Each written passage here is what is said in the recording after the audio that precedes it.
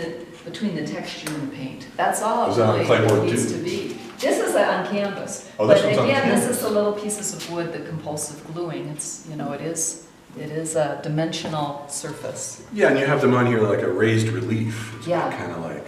Yeah, and then just drenched in a ton of oil paint, which is really Okay, so maybe we satisfying. should look at the sort of larger type of thing that's sort of in that tradition. Tetris, Tetris. which you've named after the video game.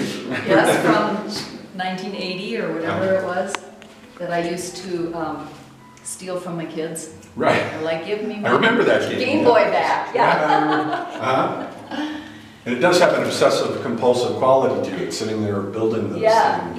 But it's all about the fitting. Yeah. Now these bigger pieces, I call these shingle paintings, although this one doesn't really overlap like a lot of the shingle paintings do. But it's the act of the fitting and the making sense. And I can kind of get into a frenzy of fitting because I don't lay it all out beforehand. I have my piles of shapes. I know sections, but you put down the surface and the glue or whatever it is I'm using, and you have a limited amount of time to start making sense of the shapes. Now, do you see this image before you start painting it? Do you actually see it in your head as a whole? Not really. It's more a process of exploring. It is, and I know what the procedure is that I'm going to undertake, but there has got to be room for some of that spontaneity, otherwise. Right.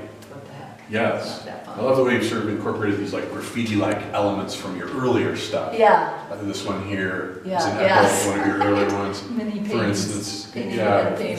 sort of becoming more of what I would term an apparatus of semiotic capture. It just captures everything that you've done before and pulls it into a new space that's integrative and larger and integral and more complex. And but yet, when you step away from it, you don't see as much of that detail, which I like the way that it sort of functions, you know. And it looks like a plane that could just go on forever. It's like a slice of the infinite that could just continue. I want to make one as big as this whole entire wall. Now that would be something. I might.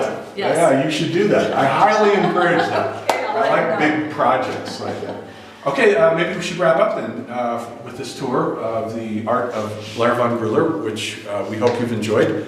And her gallery is the GVG Gallery. It's in Santa Fe. Come check it out. Maybe you want to buy a painting, one of these gorgeous things to hang in your house. They'll put you in a permanent good mood, I guarantee it. Okay, so we'll wrap up. Thank you, Blair. Thank you. Pleasure. It's been wonderful. Yes.